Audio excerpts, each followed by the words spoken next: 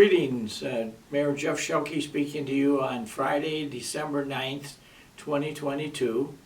And I've got a couple subjects I'd like to bring up today. First is next April 4th, there will be a city election in which half the members of the city council will be up for election to 4-year terms. Now, every 2 years we elect half the city council to a 4-year term. So when I was elected to my current term 2 years ago was the same day that the 7 aldermen on that ballot were also elected with me.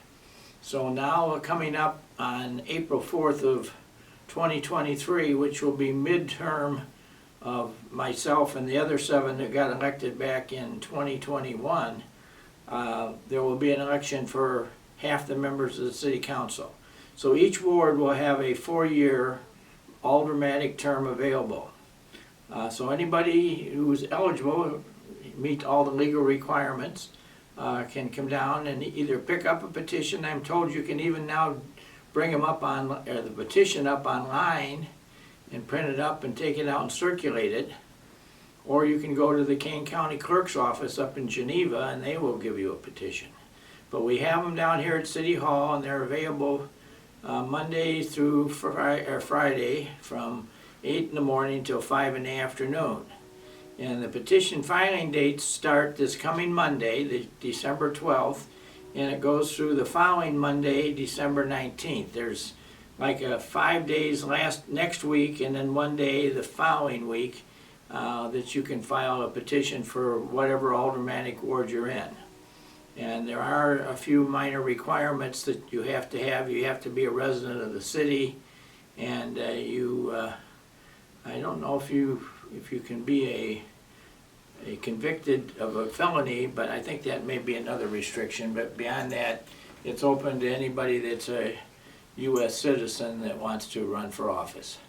So we would encourage people to run. The city council meets at regular meetings 2 nights a month. We meet the first and third Mondays of every month starting at 7:30 in the evening, and the meetings generally go. And then the way we run it, we have what they call the Council of the Whole Committee meeting, which meets on Tuesday nights on the weeks that the city council doesn't meet on Monday night. So there's really, well, you're supposed to be at the 2 city council meetings. That's what you've been elected to do, and it's very wise that you come to the committee meeting because, quite honestly, that's where the discussions take place of the items of business that the city council is going to act upon.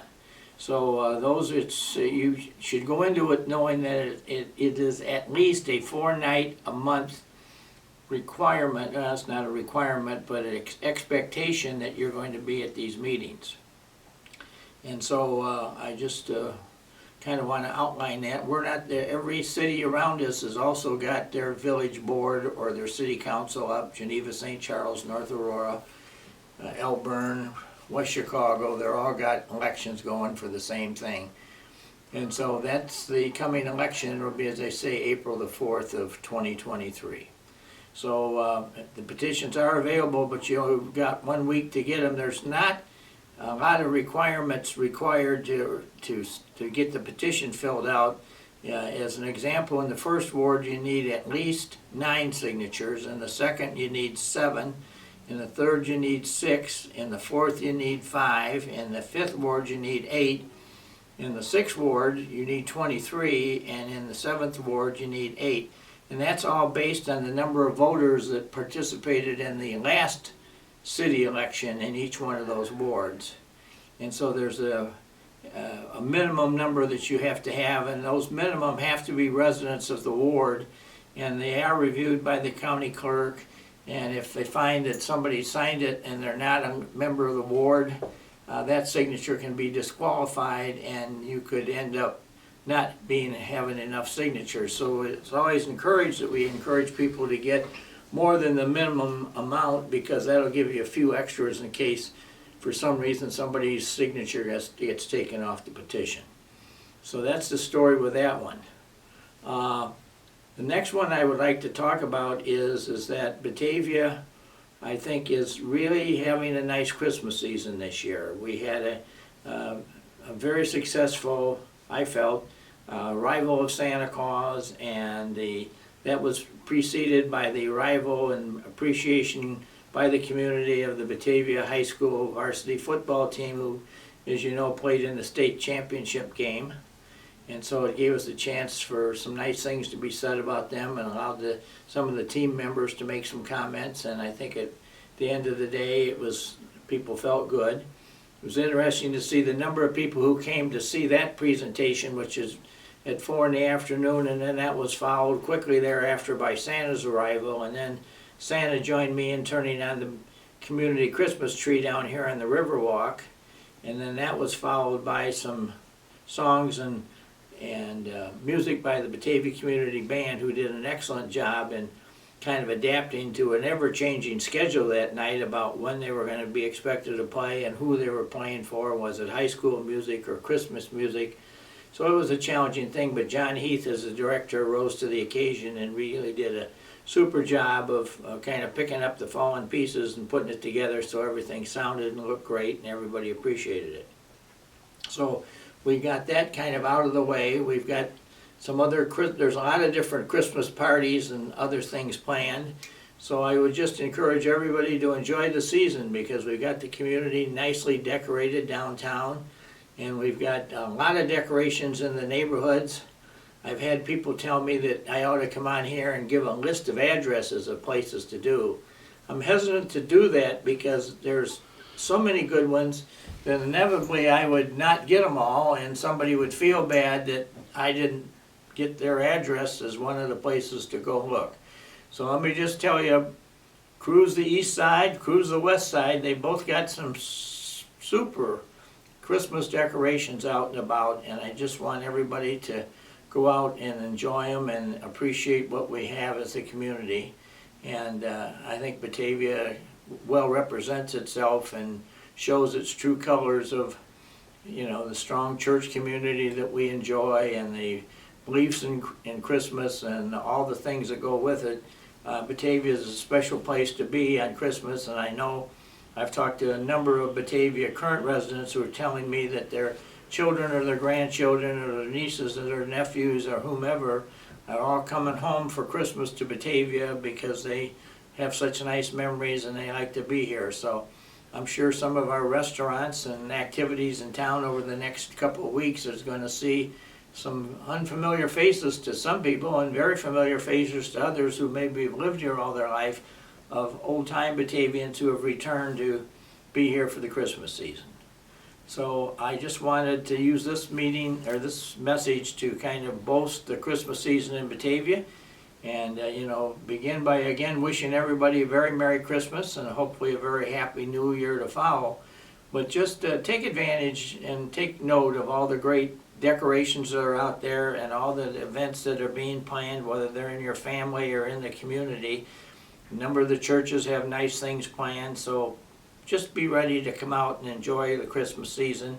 And I think I'm going to end this on that note. It's hard to top that. And I just want to thank all those people in this community who have already volunteered a lot of time and effort.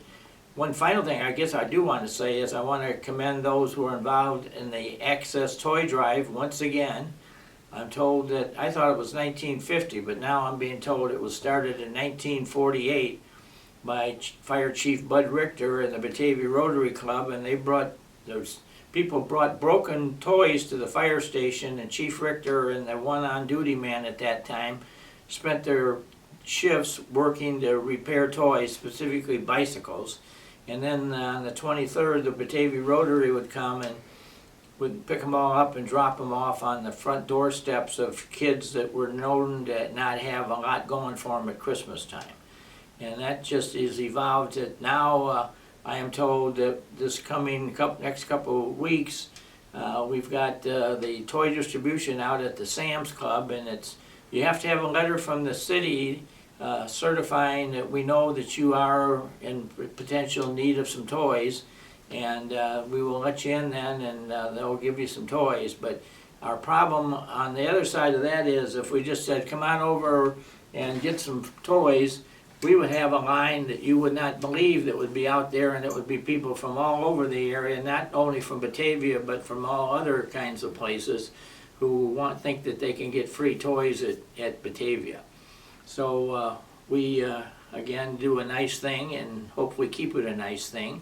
So that will be going on starting this weekend, and for a few days next week they'll be letting the folks who have received the letter, which was put together by the Batavia Interfaith Food Pantry and the Batavia Ministerial Association and the Batavia Police and Fire Departments, and the help of, as I say, the Ministerial Association. It gave us some good clues as to families that potentially could use some support. So that's the idea behind it. It's all donated. Nobody's being paid a dime for it. And it's just a good piece of history that Batavia should be very proud of.